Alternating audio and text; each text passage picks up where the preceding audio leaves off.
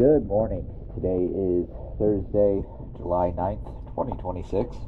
I am here at Port 32 Marina, and this is a before/inspection video of full Monty.